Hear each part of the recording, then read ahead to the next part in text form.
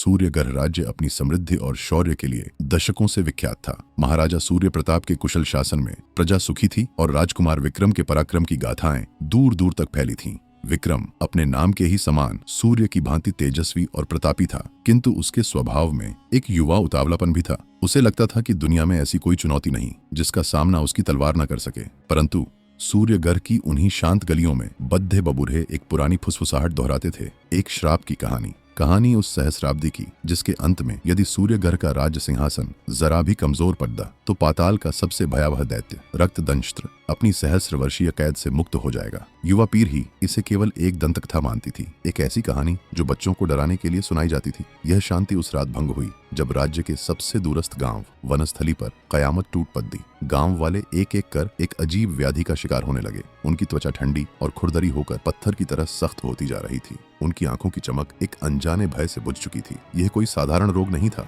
यह एक ऐसा संक्रमण था जिसे कोई वैद्य समझ नहीं पा रहा था। और एक अनपेक्षित सोयूज खबर मिलते ही राजकुमार विक्रम अपनी सबसे कुशल सैन्य टुकड़ी के साथ वनस्थली की ओर कूच कर गया। गांव में मौत का सन्नाटा पसरा था। हर घर में या तो पत्थर बन चुके शरीर थे या भय से कांपते लोग। यहीं विक्रम की भेंट माया से हुई। माया उसी गांव की एक साधारण युवती थी जिसकी आंखों में भय नहीं बल्कि एक अजीब सी दृढ़ता थी। उसके माता पिता भी उसी श्राप की चपेट में आ चुके थे। यह कोई बीमारी नहीं राजकुमार, माया ने विक्रम के सैनिकों को जड्ढी बूटियों से निरर्थक उपचार करते देख कहा। उसकी आवाज में एक आत्मविश्वास था। यह काला जादू है। मैंने अपनी माँ से मिली पुरानी पोथियों में इसके बारे में पढ़ा है। यह किसी शैतानी शक्ति का काम है। विक्रम ने उस युवती को देखा। वह सुंदर थी पर उसके चेहरे पर ज्ञान का एक ऐसा तेज था जिसे अनदेखा करना मुश्किल था। फिर भी एक राजकुमार का अहंकार उसे एक साधारण लड़की की बात पर पूरी तरह विश्वास करने से रोक रहा था। उसी रात जब विक्रम का शिविर गहरी नींद में था, उन पर हमला हुआ। हमलावर इंसान नहीं थे, वे परछाइयों से जन्मे दैत्य थे जो अंधेरे में विलीन हो सकते थे और पलक झपकते ही सामने आ जाते थे। विक्रम की तलवार कईयों के आर पार हुई लेकिन वे धुएं की तरह फिर से जुट जाते। विक्रम की प्रसिद्ध सैन्य टुकड़ी पहली बार लाचार महसूस कर रही थी। तभी माया अपने तंबू से बाहर निकली। उसके हाथ में एक लेप था। इसे अपनी तलवारों पर मल दो, उसने चिल्लाकर कहा।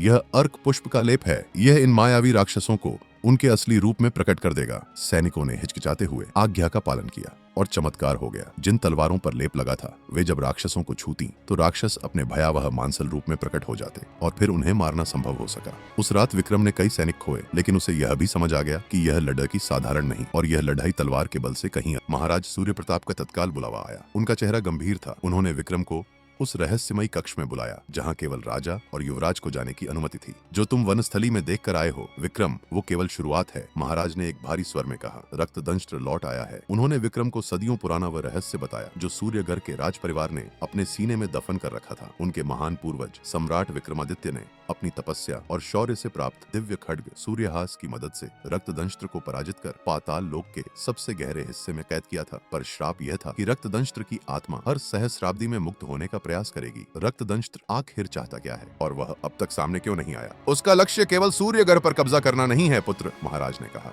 वह सूर्यहास को खोज रहा है। वह खड्गशाही मंदिर के गर्भगृह में सुरक्षित है लेकिन बिना उपयोग के सदियों से उसकी दिव्य शक्ति क्षीण हो रही है। यदि रक्तदंष्ट्र ने उसे नष्ट कर दिया तो उसे भविष्य में कोई भी शक्ति दोबारा कैद नहीं कर पाएगी। उसी समय पाताल लोक में रक्तदंष्ट्र अपने भयावह सिंहासन पर बैठा था। उसका शरीर काले पत्थर जैसा था और आंखों में ज्वाला धधक रही थी। उसके बगल में उसका रहस्यमयी सलाहकार खद्दहा था जो स्वयं को गुरु शुक्राचार्य कहता था। धैर्य रखो प्रभु, शुक्राचार्य ने कहा। राजकुमार अभी भ्रमित है। उसे असली खतरे का अंदाजा नहीं है। अमावस्या की रात आने दो। जब सूर्यहास अपनी सबसे कमजोर अवस्था में होगा तब हम राजधानी पर आक्रमण करेंगे और खड्ग को नष्ट कर देंगे। रक्तदंष्ट्र की सेना जिसमें पिशाच, राक्षस और ना जाने कैसे कैसे भयावह जीव थे, राज्य की सीमाओं पर कहर बरपाने लगी। राजधानी में भय का माहौल था। इसी बीच माया ने दिन रात एक करके उन पुरानी पोथियों का अध्ययन किया। उसने वह खोज निकाला जिसकी किसी को उम्मीद नहीं थी। महाराज, वह दौड़ती हुई दरबार में आई। रक्तदंष्ट्र की शक्ति का स्रोत उसका हृदय नहीं है, उसके गले में एक काला मणि है। उसी में उसकी आत्मा बसती है और सूर्यहास को पुनः जागृत किया जा सकता है। इसके लिए हिमालय की पहाड़ियों में उगने वाली संजीवनी बूटी की आवश्यकता होगी। समय बहुत कम था। विक्रम ने तुरंत एक छोटी और सबसे तेज टुकड़ी के साथ हिमालय जाने का निर्णय लिया। उसने राजधानी,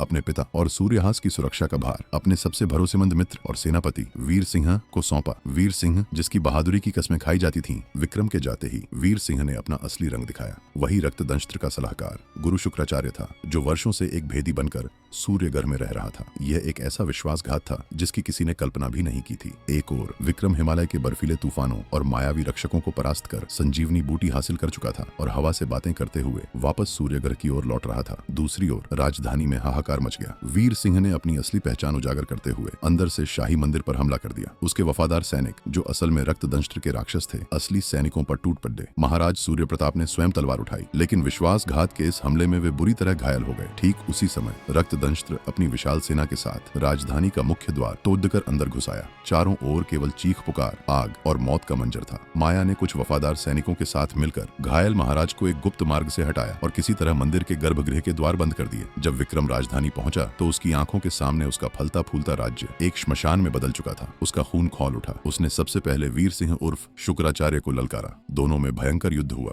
विक्रम का हर वार नफरत और धोखे के गुस्से से भरा था। अंत में उसने धोखेबाज सेनापति को उसी की तलवार से समाप्त कर दिया। सूर्यहास खड्ग अपने तेज को खो चुका था, शांत पड्डा था। विक्रम ने कांपते हाथों से संजीवनी बूटी को खड्ग से स्पर्श कराया। खड्ग एक पल के लिए कांपा और फिर उससे सहस्त्र सूर्यों के बराबर प्रकाश फूट पड़ा। सूर्यहास जागृत हो चुका था। अब उसका सामना महादैत्य रक्तदंष्ट्र से था। रक्तदंष्ट्र का आकार एक पहाड़ जैसा था। उसका हर प्रहार धरती को कंपा देता। विक्रम अपनी पूरी शक्ति और सूर्यहास के तेज के बावजूद उस पर भारी नहीं पड़ पा रहा था। रक्तदंष्ट्र ने एक ऐसा प्रहार किया कि सूर्यहास विक्रम के हाथ से छूट गया और वह दूर जा गिरा। मानव, रक्तदंष्ट्र गर्जा, तेरा और तेरे वंश का अंत आ गया है। विक्रम को एक क्षण के लिए अवसर दिखा। उसने अपनी पूरी बची हुई ताकत से जमीन पर पड़े एक भाले को उठाया और पूरी शक्ति से रक्तदंष्ट्र की ओर फेंका। निशाना दैत्य का सीना नहीं, उसका गला था, लेकिन भाला मणि तक पहुंचने से पहले ही टूट गया। रक्तदंष्ट्र हंसा, लेकिन यह विक्रम की एक चाल थी। भाले ने रक्तदंष्ट्र का ध्यान एक पल के लिए भटका दिया था। उसी एक पल में विक्रम ने हवा में उछलकर दूर पड्ढी अपनी दिव्य खड्ग सूर्यहास को पकड़ा और घूमकर सीधे रक्तदंष्ट्र के गले में लटक रहे काले मणि पर अपनी पूरी ताकत से वार कर दिया। नहीं, एक कान फाड़ देने वाली चीख के साथ मणि चकनाचूर हो गई। रक्तदंष्ट्र की आंखों की ज्वाला बुझ गई। उसका विशाल शरीर धीरे धीरे पत्थर में बदलने लगा और देखते ही देखते वह एक भयावह मूर्ति में तब्दील हो गया। उसके साथ ही उसकी पूरी सेना रेत के कणों की तरह हवा में विलीन हो गई। युद्ध समाप्त हो चुका था। सूर्यगढ़ बच गया था, लेकिन उसने एक भारी कीमत चुकाई थी। महाराज सूर्य प्रताप जीवित थे, पर उनका घाव गहरा था। विक्रम अब केवल एक राजकुमार नहीं था। इस अग्नि परीक्षा ने उसे एक राजा बना दिया था। उसने सीखा था कि शौर्य तलवार चलाने में नहीं,